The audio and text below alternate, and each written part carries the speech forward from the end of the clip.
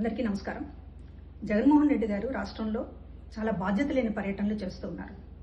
చంద్రబాబు గారు, లోకేష్ గారు, పవన్ కళ్యాణ్ గారు ఈ రకంగానే యాత్రలు చేయలేక కాదు, అడుగడుగున ఆగుతూ జనాల్ని సమీకరించుకొని వేల మంది బలం ఉంది మాకు అనేటటువంటి చెప్పుకునేటటువంటి ప్రయత్నం ప్రతి ఒక్కళ్ళు చేస్తే రాష్ట్రం ఏమైపోతుందో మనం ఊహించవచ్చు.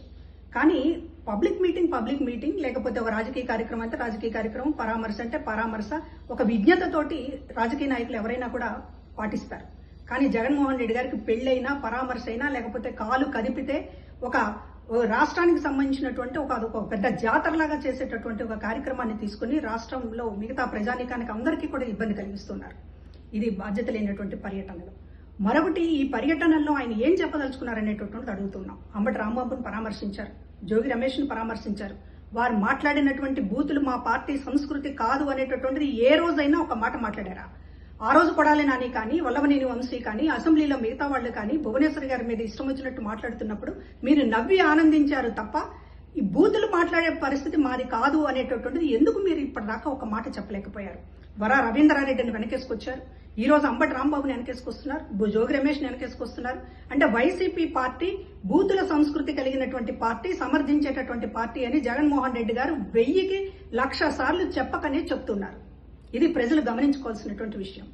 మరొకటి, ఈయన జనం ముందు చేతులెత్తి దండం పెట్టే ముందు ఒకటి ఆయన చెప్పాల్సినటువంటి అవసరం ఉంది.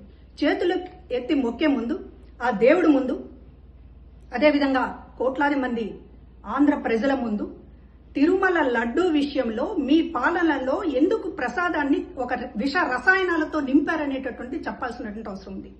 మీ పాలనలో జరిగినటువంటి కాలకూట విషం తిరుపతి బాలాజీ లడ్డూ పేరుతోటి మొత్తం దేశమంతా పంచారే, దానికి సంబంధించినటువంటి సమాధానం చెప్పకుండా మీరు మంది మార్బాలన్నీ పోగేసుకుని నేను ఏం చేసినా చెల్లుతుంది అనేటటువంటి మాట మాట్లాడితే ఇక్కడ చూస్తూ ఊరుకోవడానికి ఆంధ్ర ప్రజలు పిచ్చివాళ్లు కాదు.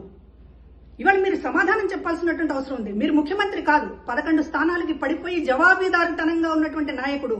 మీ పాలనలో జరిగినటువంటి పాపాల చిట్టా ఒక్కొక్కటి బయటపడుతూ ఉంటే దాని మీద ఒక్కరోజు కూడా ప్రజల ముందు మాట్లాడరు, మీడియా ముందు మాట్లాడరు. ఎదురుదాడి తప్ప ఒక్కదానికి ఒక్క ఆరోపణకి, ఒక్క ఆధారాలకి మీరు ఈ రోజున సమాధానం చెప్పేటటువంటి పరిస్థితి లేదు. ఇది ఏంటి? మీరు బుల్డోజ్ చేసుకుంటూ పోతారా? ప్రజల అభిప్రాయాలను బుల్డోజ్ చేసుకుంటూ పోతారా? లేకపోతే సిట్ నివేదికల్ని, సిబిఐ నివేదికల్ని అన్నింటినీ బుల్డోజ్ చేసుకుంటూ పోతారా? మీ మందబలం అనేటటువంటి దాన్ని ఏదో చూపిస్తూ మొత్తం మీ చుట్టూ కూడా ఒక భ్రమల రాజకీయాన్ని తిప్పుతా ఉన్నారు. ప్రజల ముందు మీరు ఎప్పటికప్పుడు జవాబు చెప్పాల్సినటువంటి అవసరం ఉంది. ఈ రోజు మేము అడుగుతూ ఉన్నాం, కల్తీ లడ్డు విషయం మీరు సమాధానం చెప్పండి. అదేవిధంగా బూతుల సంస్కృతి మీ పార్టీదా? చెప్పండి.